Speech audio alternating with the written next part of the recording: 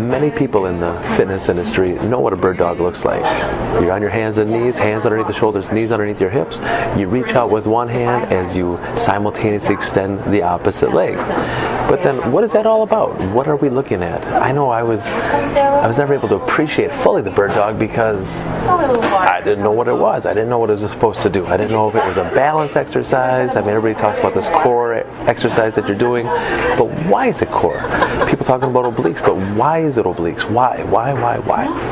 When they're doing the regular bird dog, it's always about how fast you can go, and they're getting sloppy, their backs are arching, they're just losing their balance. So I sometimes feel like a lot of people feel that as they're doing the bird dog, it's not so much the reaching out, but they think as they're bringing everything back in and they're trying to touch the elbow to the knee underneath them, that it's some kind of inverted oblique ab crunch. It's not an inverted oblique ab crunch. What it is, it's an inverted dead bug.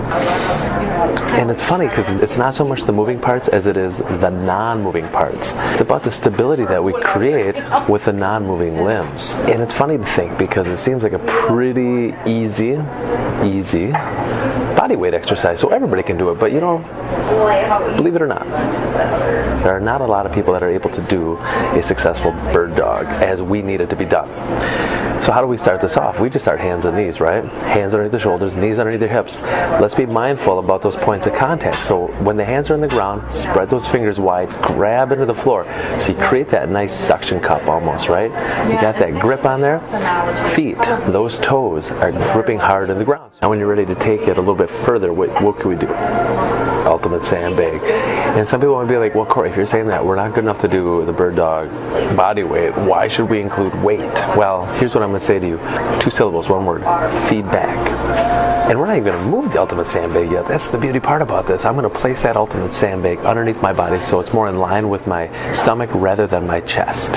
From here, I'm going to create that tension. I'm going to pull the slack out of that handle, creating more tension, and you're going to feel the goodness that arrives because of it. Lat on that side, working. Oblique, working. Magic, happening. Let's learn how to drag the bag now. So that's where the rubber really hits the road. Everybody wants to rip the bag and throw it to the other side, but remember, it's called a drag for a reason. My favorite part is when we're doing this at Fitness Lying Down and just seeing the clients, just seeing their faces beam with joy when they finally experience what the bird dog's all about. Now, if we put those two components together, could we simultaneously drag our ultimate sandbag and move the lower limb and maintain the integrity of your plank position? Try it out and find out how much more thoughtful you have to be. Fitness Lying Down, we don't just train muscles. We train the connections. We want to train how the brain and the body can cooperate, can make your movements more efficient, creating a stronger you. It's not always about the task of getting it done. It's about the intent of doing it right. Remember that. Until next time.